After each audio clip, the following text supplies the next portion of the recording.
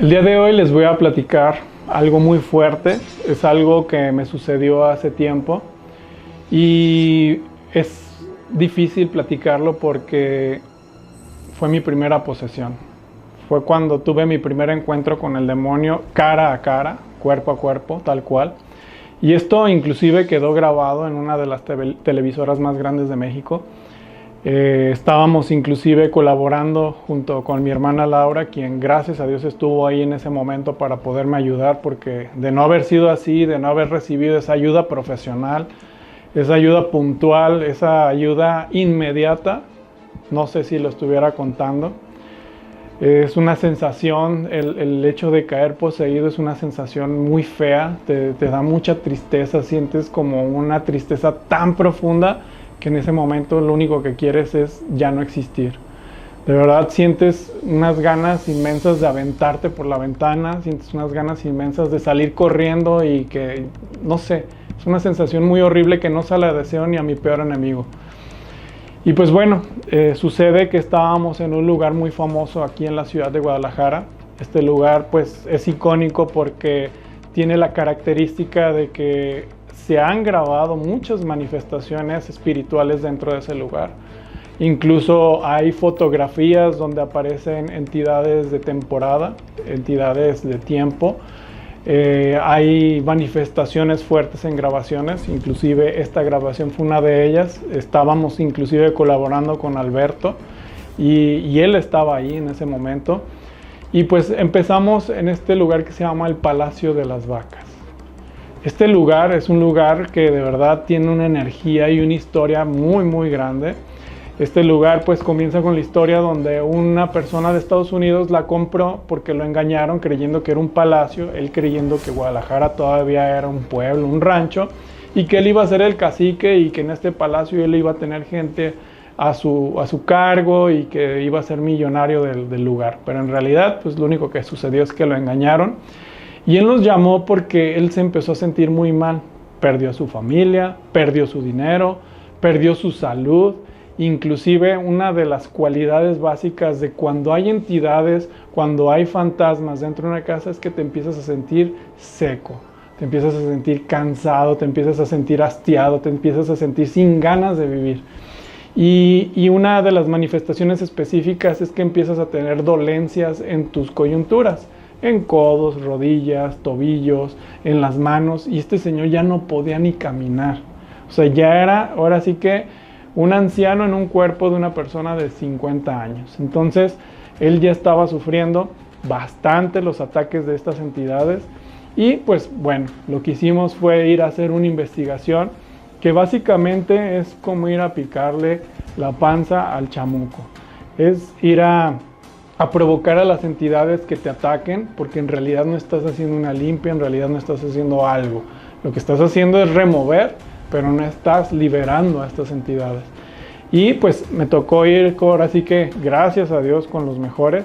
Iba al frente mi hermana Laura dirigiendo la investigación, yo solamente iba atrás, yo no estaba en las grabaciones, yo no estaba ni siquiera en la televisora, pero pues yo tenía que ir, según eso, a cuidar a mi hermana. Pero en realidad quien me cuidó fue ella. Empezamos obviamente por la entrada, empezamos a ver todos los murales, evidentemente había muchísima humedad, es una de las manifestaciones más fuertes de las entidades, la humedad. Si tú tienes humedad en casa, ten mucho cuidado porque si no tiene una razón de ser, puede tratarse de entidades, puede tratarse de fantasmas. Y pues esta casa estaba atascada de eso. Empezamos a ver que tenía muchísimos adornos y cosas antiguas, cosas que pues de alguna manera pueden tener una carga energética que te pueden afectar. Y pues recuerdo muy bien que Laura empezó a manifestar como cierto miedo, como cierto repudio, como algo que nos estaba siguiendo, algo que nos estaba vigilando. Entonces, pues como estaban grabando, no me manifestó nada ante las cámaras, pero en una escapadita, en una de esas, sí me dijo: Luis, tienes que estar preparado. Ella me dijo que me cuidara mucho, pero que le cuidara también mucho la espalda a ella, porque presentía que nos estaban siguiendo, que nos estaban acechando. Incluso yo recuerdo que le dije: sí es cierto, yo también siento que alguien me está viendo, pero no hay nadie. Me dijo: no te adelantes, quédate atrás de mí cuídame la espalda, pero también cuídate tú mucho porque algo va a pasar aquí, esto está muy fuerte.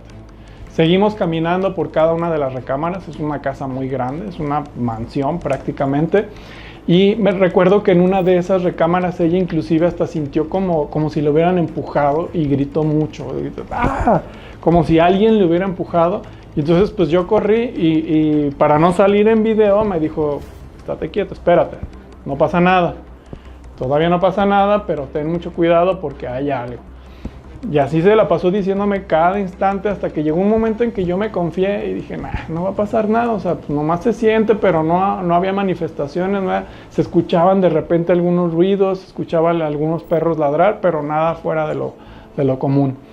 Hasta que de repente volvimos a subir porque Laura nos dijo a todos, presiento que ahora está acá arriba, vamos para arriba, entonces subimos.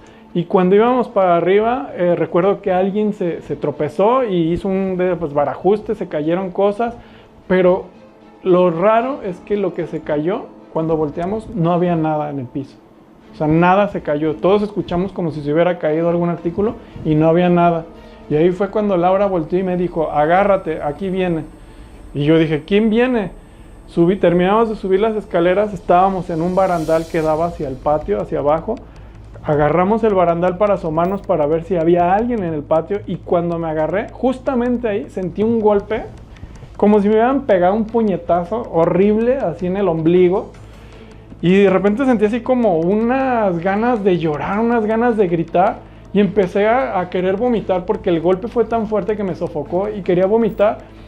Y entonces las cámaras seguían apuntando a Laura porque Laura se siguió caminando hasta que yo empecé como, ayúdame, ayúdame, ayúdame. Y en eso ya Laura volteó y dijo, no, Luis, no, espérate, suéltalo. Y entonces ya empezó a hacer todo y me recuerdo que me tomó de la mano y me dijo, tranquilízate, respira.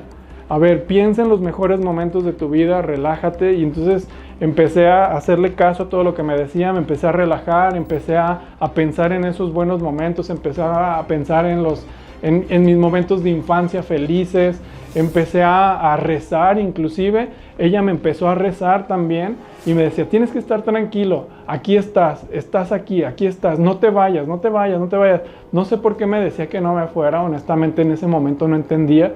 Hasta que vi como cosas blancas al frente y me decía, no sigas eso, no lo sigas, tienes que estar aquí, quédate conmigo, escúchame.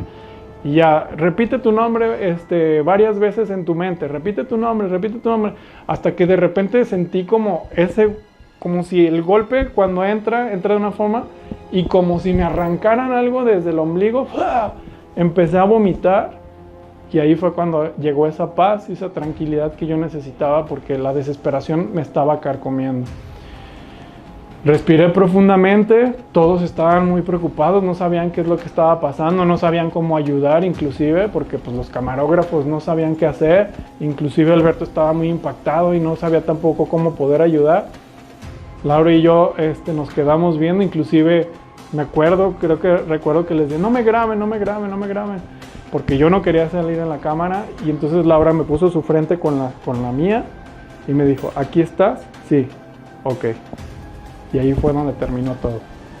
Se cercioró de que yo estuviera bien, de que estuviera presente, de que ya no hubiera nada dentro de mí y entonces pues fue cuando decidimos cerrar con esa investigación. Fue un momento muy fuerte, fue mi primer encuentro con una entidad. No te sabría decir si fue un demonio, no te sabría decir si fue un descarnado, no te sabría decir si fue un espíritu, un fantasma, pero lo que sí te sé decir es que se siente horrible. Se siente muy feo, es un golpe muy fuerte en el estómago.